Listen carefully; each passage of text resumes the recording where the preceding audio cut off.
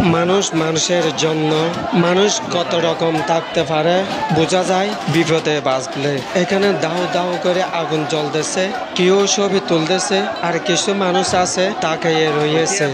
দোকানদার ও কর্মচারীরা মিলেজুলে পরিচিত মানুষ যাদের রয়েছে এরা হাতে হাত দিয়ে এইদেরকে সহযোগিতা করতেছে। এর পাশাপাশি আরো কিছু মানুষ রয়েছে ভিন্ন রকমের, যাদের দোকানপাট ফুরে গেছে। এইদের মাল সাবানাগুলো চুরি করে নিয়ে যাওয়ার কি প্রয়োজন ছিল ভাই? এই ঘটনাটার মধ্যে ৬০ ধরনের মানুষ দেখেছি আমি। ছবি তোলার কাজ হয়েছে সাংবাদিক ভাইদের, যারা পাবলিক রয়েছেন। এরা যদি ছবি না তুলে পানির ব্যবস্থা যদি করত, ইনশাআল্লাহ এত বড় দুর্ঘটনা হইতো না। আমি নিজে প্রতিবন্ধী ব্যক্তি হয়ে ওখানে উপস্থিত ছিলাম প্রথম থেকে। এই ভাইদেরকে আমি এখানে কাজ করার জন্য অনুরোধ করতেছি বারবার। দেখতেছি আমিও ওখানে আমার কথা অনেকে ধরেছে। এইদেরকে শুকরিয়া জানাতেছি আমি। এই পাবলিকগুলো যেভাবে করে মজা নিতেছিল, এরা যদি সহযোগিতা করতো ওখানে আজ এত বড় দুর্ঘটনা হইতো না। যারা এখানে সহযোগিতা করেছে আমার তরফ থেকে এইদেরকে অসংখ্য অসংখ্য ধন্যবাদ জানাই আমি ডাক মেরে বলতেছি এদেরকে সবাইকে কাজ করার জন্য।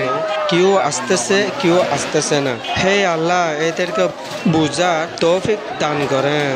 আমি এখান থেকে যারা শুরু করে নিয়ে গেছে অনেক কিছু, যদি এইদেরকে যদি মাল সাবানাগুলো ফিরিয়ে দেন আমি এবং সবাই খুশি হবে। ১০০%-এর মধ্যে ৬০% মাল সাবানা ফুরিয়ে গেছে, আর ৪০% অনেক পাবলিকে নিয়ে গেছে।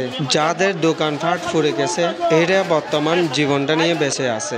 আপনারা বাড়ি করে যারা এইদের থেকে শুরু করে নিয়ে গেছেন, হয়তো এগুলো যদি ব্যাগ দেন এদেরকে এরা হারাইতে পারবে আশা করি আমি। এদের ফ্যামিলিদেরকে নিয়ে ২ মুঠ ভাত খাইতে পারবে।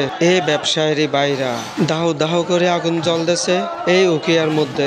এই সময় যে আপনারা সুযোগ বুঝে কূপ মারছেন সেটা ভালো হলো না। এখানে ক্ষয়ক্ষতি যাদের হয়েছে এইদের জন্য সবাই দোয়া করবেন, আর যারা এখানে পরিশ্রম করে গেছে এইদের জন্য দোয়া করবেন। আর যারা চুরি করছেন এইদেরকে বলতেছি এইদের মাল সাবানা করে নিয়ে আসেন, তোমাদেরকে পরবর্তী কিছু বলবে না।